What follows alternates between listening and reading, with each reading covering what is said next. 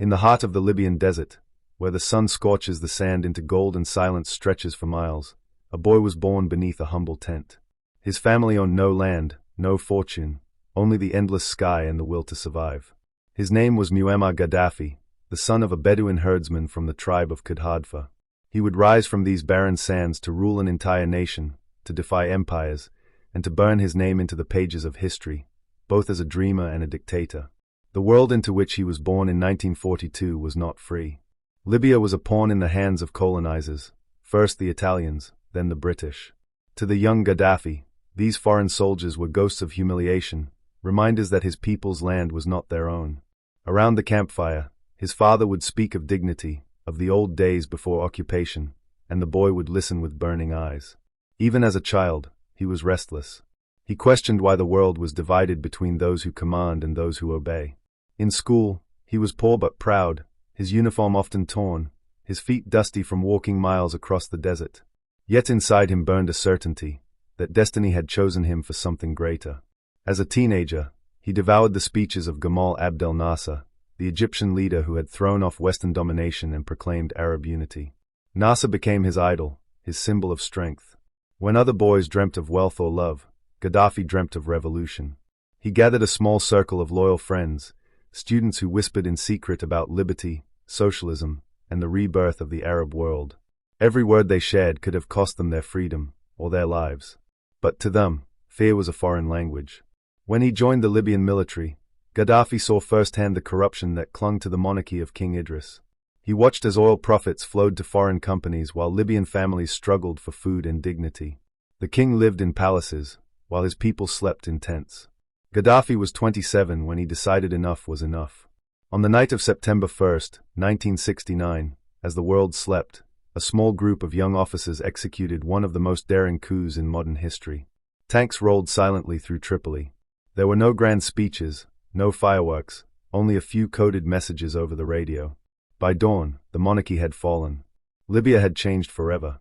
When Gaddafi addressed the nation for the first time, his voice was calm but charged with conviction. He promised an end to corruption, an end to foreign exploitation, and a new dawn of dignity for every Libyan. Overnight, he became the face of revolution, the man who would turn Libya from a forgotten desert into a beacon of pride for the Arab world. At first, he delivered on his promises. The foreign military bases were closed. The oil fields, once controlled by outsiders, were nationalized. Billions began to flow into Libyan hands. For the first time in living memory, ordinary citizens had access to free healthcare, free education, and affordable housing. Electricity reached remote villages. Schools and hospitals rose from the sand. Libya transformed rapidly, and for a while, Gaddafi was adored. He walked through crowds unguarded, smiling, dressed not in suits but in his simple desert robes. To the poor, he was one of them, a man who had never forgotten the tent of his birth. But as his power grew, so too did his vision, and his ambition began to outgrow his borders. He published his Green Book, declaring a new form of government he called the Third Universal Theory.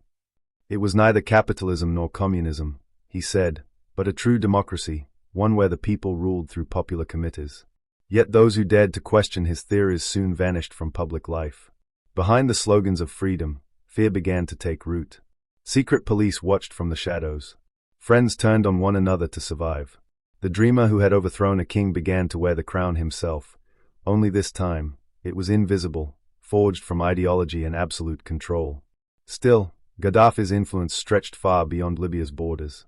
He saw himself as the successor to Nasser, the champion of Arab unity, the voice of a new Africa rising from centuries of exploitation. He poured money into liberation movements, from Nelson Mandela's ANC in South Africa to the Palestinian cause, and even revolutionary groups as far away as the Philippines and Latin America. To some, he was a visionary who funded the oppressed. To others, a dangerous radical meddling in global conflicts. In Washington, he was labeled the mad dog of the Middle East. The CIA plotted his downfall. Western leaders mocked his eccentric speeches and flamboyant robes, but they could not ignore his growing influence. Then, in 1986, the conflict turned deadly. After being accused of sponsoring a terrorist bombing in Europe, American warplanes struck Tripoli and Benghazi. Missiles tore through his home. One of his daughters was killed in the blast. When he emerged from the ruins, his face was pale but his voice was steady. To his people, he said, "They hit my house, they killed my child, but they cannot kill my revolution." From that night onward, something in him hardened. The idealist became unyielding. He surrounded himself with symbols of power, palaces of marble, golden statues, bodyguards clad in military finery. He spoke for the poor but lived like a desert emperor. And yet, he remained fiercely independent. He refused to bow to Western powers or Arab monarchies. In the years that followed, he turned his gaze southward, to Africa. He dreamed of a continent united under one government, one currency, one army. The United States of Africa, he called it. With his wealth and charisma, he won both admiration and suspicion. Many African leaders saw him as a bold visionary, others as a man trying to crown himself king of Africa. But no one could deny his impact. When he became chairman of the African Union in 2009, he declared, "Africa must never again be the playground of outsiders. We are lions, not sheep." The crowd erupted in cheers. Yet behind the applause, the cracks in his own kingdom were deepening. Inside Libya, people whispered that the revolution had lost its soul. The oil wealth that once lifted the nation now served to feed a ruling elite. Dissent was dangerous. Ordinary Libyans felt trapped in a paradox, grateful for their progress, yet suffocated by the man who had given it to them. Then, in 2011, the winds of change swept through the Arab world. What began as a spark in Tunisia became a fire that consumed Egypt, Yemen, and Syria. In Benghazi, Libyans poured into the streets, chanting for freedom. At first, Gaddafi laughed it off. He called the protesters rats, drug addicts, traitors. He believed the people still loved him, that they would never turn against their brother leader. But the chants grew louder, and the crowds larger. When the first shots were fired, the desert erupted once again. Cities turned into battlefields. The rebels, armed with anger and courage, fought the regime's forces. The man who had once spoken of unity now unleashed tanks and warplanes on his own people. The world watched in horror. Western powers, once eager to court his oil, now denounced him. NATO warplanes filled the skies over Libya, striking his troops, his bases, his convoy routes. His empire began to crumble piece by piece. Ministers defected. Generals fled. Once loyal soldiers turned their guns away.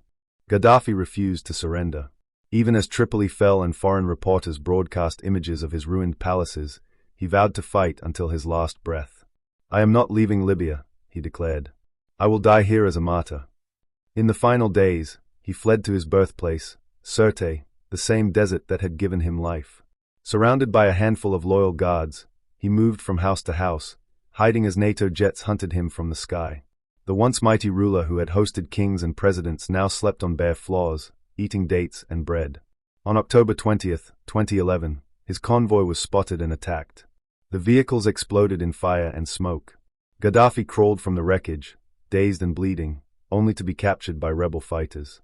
He was beaten, humiliated, dragged through the dirt. The man who had ruled for 42 years looked up at his captors with bewildered eyes and whispered, "What did I do to you?" Moments later, the gunfire ended the life that had once shaken nations. The news of his death swept across the world. Some celebrated, others mourned. To many, it was the end of tyranny. To others, the death of a dream. Libya, now free, fell into chaos. The unity he had enforced with fear disintegrated. Tribes, militias, and warlords tore the nation apart. The wealth he had once guarded became spoils for rival factions. In death, Gaddafi's legacy became a mirror, reflecting both the triumph and tragedy of revolution. He had taken Libya from colonial poverty to prosperity, but at the cost of freedom. He had dreamed of African unity, yet ruled his own people with iron fists. He built schools and hospitals, yet filled prisons with dissenters. He was the liberator who became the oppressor, the lion who forgot that even kings bleed. Years after his fall, the echoes of his voice still linger in the desert wind. His portraits, once hanging in every city, lie torn and faded. But his story endures, because it asks a question that no revolution has ever truly answered. Can absolute power ever serve the people who grant it? Muammar Gaddafi remains one of the most polarizing figures of modern history. To some, he was a madman who clung to power through terror. To others, a visionary who defied the West and dreamed of an Africa standing tall. Perhaps he was both. In the end, the boy from the desert became the desert itself, vast, unpredictable, and eternal. The sand that witnessed his rise now guards his secrets. And somewhere in the silence of the Libyan night, the wind still whispers his name, a name that once made the world tremble, and now drifts like dust across the dunes. Don't forget to like, comment, and subscribe to our channel for more dazzling contents.